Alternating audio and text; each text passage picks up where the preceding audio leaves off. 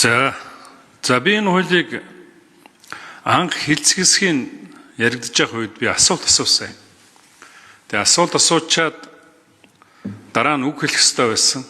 Тэгээ тэр хоорондоо би энэ яг ажлын хэсгээр байгаа гайлын бүсгүүчүүдийн өмнө байсан тэр нэг зажилдаг тамхи, вейп энтрийг би харж байгаа. Тэр нэг зажилдгийг аваад тэгээд нэг зажилчаад үгүй хэлсэн чинь үг хэлж болдгоо. Толгой эргээд дотор мухаараа.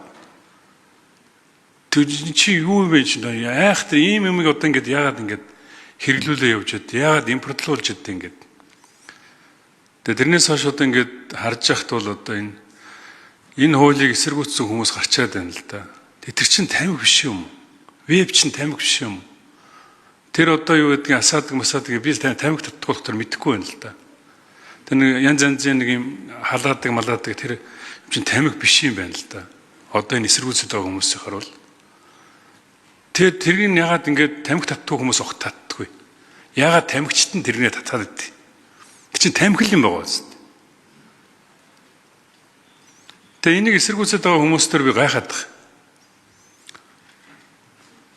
Энэ номын чимэг нарын гишүүд бол мэдээж одоо энэ зохицуултгүй зүйлийг зохицуулъя гэдээ оруулаад ирж байгаа.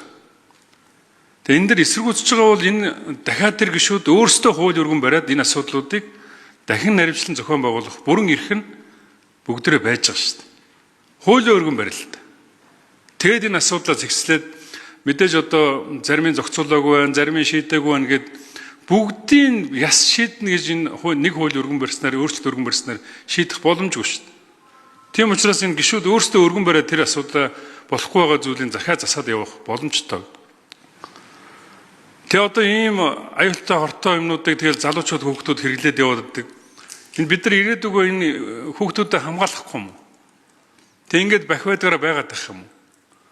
Тийм учраас одоо энэ хуулийг одоо ямар ч үсэн дэмжиж тэр хортой бүтээгдэхүүнийг хүний юу гэсэн юм бэ одоо чинь тэр чинь тамхи татчих чинь тэр хоргүй гэж хорн багтаа тийм учраас татваргүй байна гэж ямар эрүүл ухаантай хүн эсэргүүцдэг байна. Ийм байж болохгүй.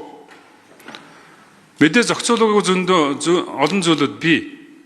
Жишээ нь одоо Эрдэнэ чимэг нарын гишүүд одоо энэ олон нийтийн газар тамхи татахгүй байх хуулийн төслийг өргөн барьсан. Маш сайн хууль болсон. Энд тэнд бар, ресторанд орохдоо зүгээр хамаг хувцас бүгдээрээ тамхины утаа болоод гэр оронд тэр ихнэр хүүхдэрийг л одоо угаа цэвэрлдэг ийм л байдаг байсан шүү дээ. Бүгдээрээ хорддог. Энийг цэгцэлсэн. Тэгвэл энэ дотор одоо юу гэдгийг 500 метрт сургуулиас 500 метрт одоо зарн марна гэсэн одоо энэ зохицуулт орсон. Тэр нь тухайн үед зөв байсан. Гэтэл өнөөдөр сум дээр яаж байна? Яг тэр дэлгүүр одоо ингээд газраа автсан, тамхиа зарж ирсэн. Гэтэл одоо төсвийн хөрөнгө оруулалтаар сургууль цэцэрлэг барьдаг. Тэр нь яг дэлгүүрийнхээ хажууд баригддаг. Нөгөө хүн тэгээ яхаа 500 м нөгөө дэлгүүрөө холдуулж барих юм уу? Тэгээ ийм асуудлууд байгаа. Тэгэхээр ер нь заримдын гишүүд бол яг энэ 500 м-ийн одоо асуудлаар хууль өргөн бариад ингээд явж байгаа. Яг энтэй адилхан энэ одоо тамхин дээр тэр одоо цахилгаан гэж яригдаад байгаа. Тэр цахилгаан тамхин дээр жажилдаг тамхин дээр тэр асуудлууд байгаа бол тэр их хурлын гишүүд өөрсдөө хуулиа өргөн бариад энийгээ одоо шийдвэрлээд засаад явах бүрэн боломж нь байгаа шүү дээ. Тэргийн тухайн үедээ бол яг энэ үнэхээр зөв байсан юм, энэ буруу юм байна гэдгийг тухайн үеийн санал дураалтаар шийдээд явна.